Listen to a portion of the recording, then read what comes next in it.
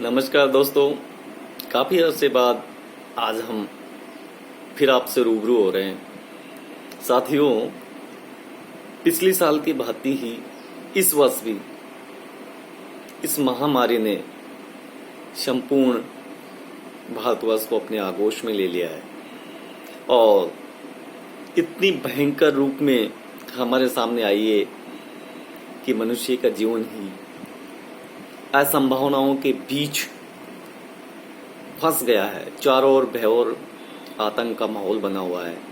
ऐसी स्थिति में आज हम बड़े भय से जीवन व्यतीत कर रहे हैं। परंतु साथियों, कामायनी की ये पंक्ति आज पुनः याद आती है कि पिछली रजनी बीच विकसता सुख का नवल प्रभाव। समय एक सा नहीं होता है, समय परिवर्तनशील है। आज जो समय है वो कल नहीं रहेगा।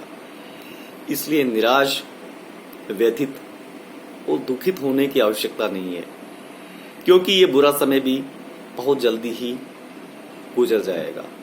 बस हमें सावधानी रखनी है,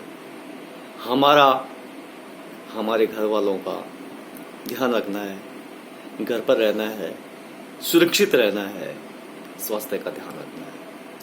आज हमें चर्चा करनी है हिंदी भाषा का उद्भव और विकास।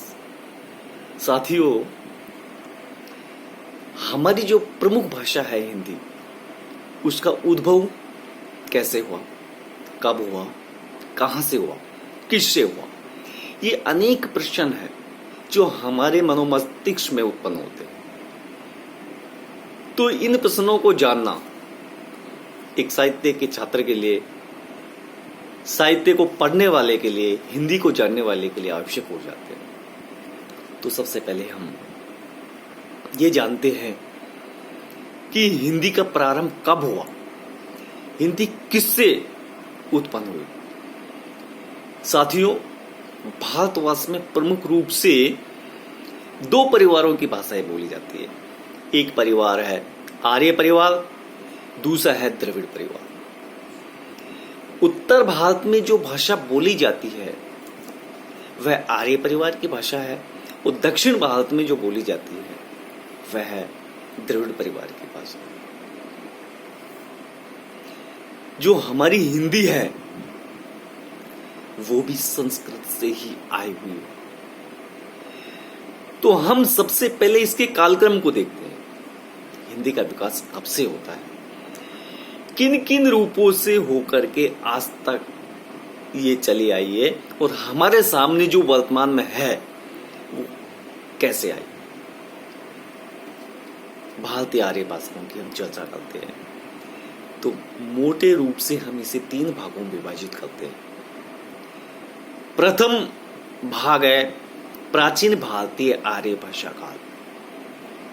इसको हम कालक्रम की दृष्टि से देखते हैं तो 1500 ईसा पूर्व से लेकर के 500 ईसा पूर्व तक की जो भाषाएं हैं वो प्राचीन भारतीय आर्य भाषा के नाम से जानी जाती है। दूसरी मध्य भारतीय आर्य भाषा 500 ईसा पूर्व से लेकर के 1000 ईस्वी तक की जो भाषा है वो मध्य भारतीय आर्य भाषा के नाम से जानी जाती है। तीसरा रूप आता है आधुनिक भारतीय आर्य भाषा। 1000 ईस्वी से अब तक की जो भाषा है वो आधुनिक भारतीय आर्य भाषा कहलाती है। अब हम एक एक काल का हम अध्ययन करते हैं।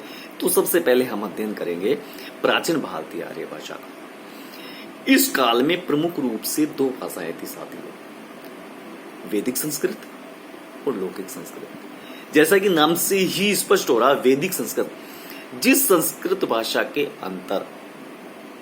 जिस भाषा के अंतर्गत वेदों की रचना हुई, उपनिषदों की रचना हुई, ब्राह्मण ग्रंथों की रचना हुई, वह भाषा वैदिक संस्कृत के नाम से जानी जाती है।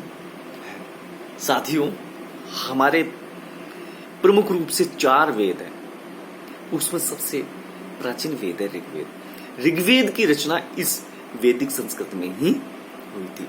अगर ऐसे कहा जाए कि संस्कृत का सबसे प्राचीन रूप किसमें मिलता है, तो स्पष्ट रूप से इसका जवाब होगा ऋग्वेद। इसके बाद आता लौकिक संस्कृत। लौकिक संस्कृत के अंतर्गत रामायण और महाभारत की रचना हुई थी। कालक्रम की दृष्टि से 500 ईसा पूर्व से लेकर के 1500 ईसा पूर्व से लेकर के 500 ईसा पूर्व तक का जो ये समय है, 1 वर्ष का, 1000 वर्ष का, ये प्राचीन भारतीय आर्य भाषा के काल के रूप में जाना जाता है। दूसरा रूप आता है साथियों मध्य भारतीय आर्य भाषा काल। मध्य भारतीय जो आर्य भाषा काल है, इसको भी हम 3 भागों में विभक्त करते हैं। पहला रूप है पाली भाषा का। ये 500 ईसा पूर्व से लेकर के 1 ईस्वी तक का जो समय है वो पाली भाषा का समय माना जाता है। पाली का दूसरा नाम मागधी भी है। प्रमुख रूप से ये बौद्ध धर्म की भाषा है। बौद्ध धर्म के प्रचार प्रसार में इसी भाषा को सहायक रूप में लिया गया था। जितना भी बौद्ध साहित्य है मित्रों, वो पाली भाषा में लिखा गया है। त्रिपिटक जो ग्रंथ है, सुत्त पिटक है, विनय पिटक है, अभिधम पिटक है, वो पाली भाषा में लिखा गया। तो कालक्रम की दृष्टि से 500 ईसा पूर्व से लेकर के 1 ईस्वी तक। दूसरा नाम इसका मागधी है। इसके बाद आता है प्राकृत। प्राकृत का तात्पर्य होता है बिगड़े हुआ रूप या साधारण बोलचाल की भाषा।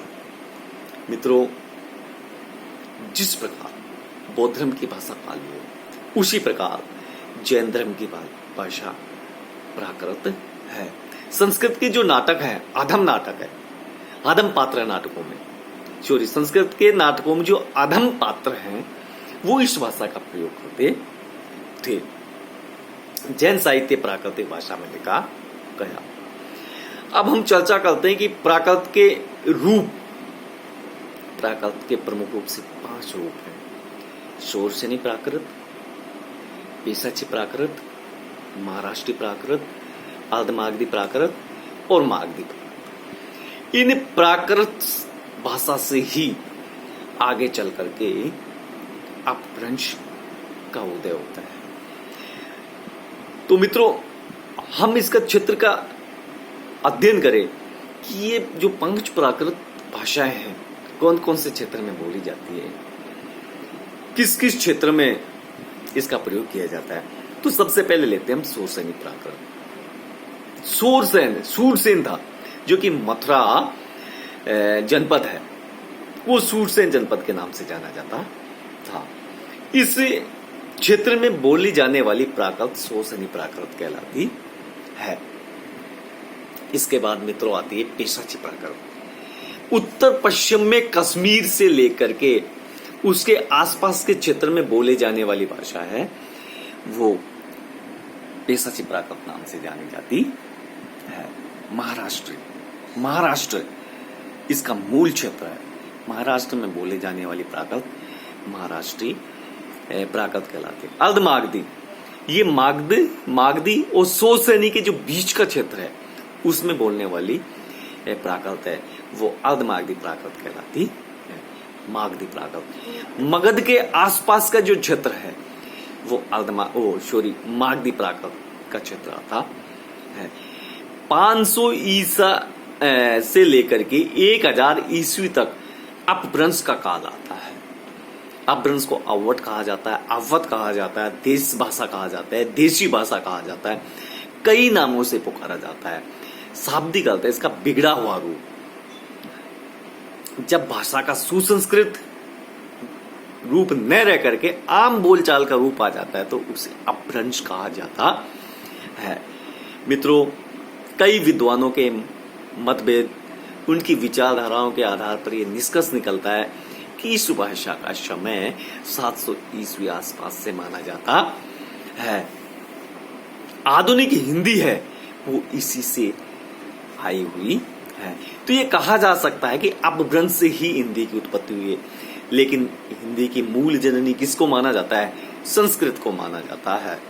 अगले वीडियो में हम अपभ्रंश के विभिन्न रूपों का अध्ययन करते हुए हिंदी का उद्भव, विकास, उसकी प्रवृत्ति और विशेषताओं का अध्ययन करेंगे। तब तक के लिए धन्यवाद।